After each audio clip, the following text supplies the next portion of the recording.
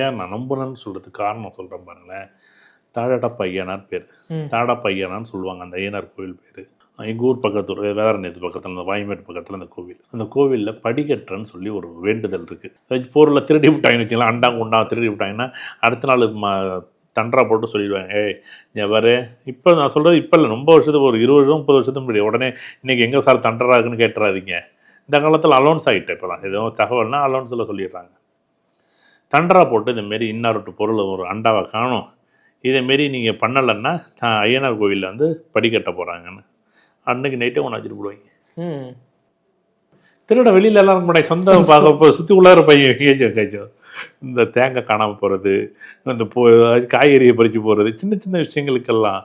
ஆனால் அந்த கோவிலில் போய் படிக்கட்டுன்னு சொன்னால் நீங்கள் என்ன இன்றைக்கும் அந்த கோவில் பயம் இருக்குங்க. இன்றைக்கும் எல்லாருமே அந்த கோவிலில், நீங்கள் அந்த கோவிலில் மட்டும் எனக்கு யாரும் தயவுசெய்து வேண்டிடக்கூடாது. ஆனால் ரொம்ப சரியாக இருக்கணும். நீ இப்போ உண்மையிலே பொருள் காணாமல் போகணும், யார் எடுத்ததும் தெரியலை அப்படின்னா அந்த கோவிலில் போயிட்டு வேண்டிட்டு வந்தாலே போதும்.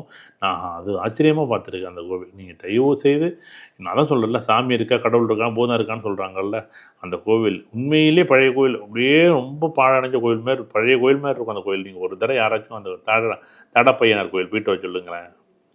கோவில் எப்போயும் பூட்டி தான் இருக்கும், சாயங்கால நேரத்தில் மட்டும் தான் திறப்பாங்க.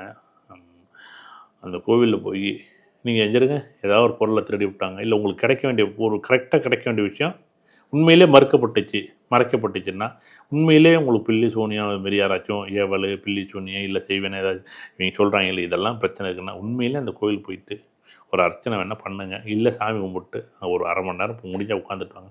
இதை விட கடவுளோட இவங்களுக்குன்னா அப்படி என்ன பெரிய சக்தியாக இருக்குது?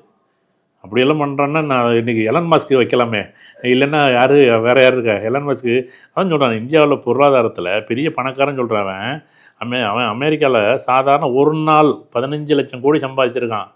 1 லட்சம் 2 லட்சம் கோடி இல்லை, 15 லட்சம் கோடி வருமானம் வந்துருக்கு அவனுக்கு. என்ன ஆச்சரியம், அவனுக்கு செய்வனே வைக்க மாட்டேங்கிறாங்க. அவன் நல்லவன், நல்லா இருக்கட்டும். ஏன் அது தொட்டு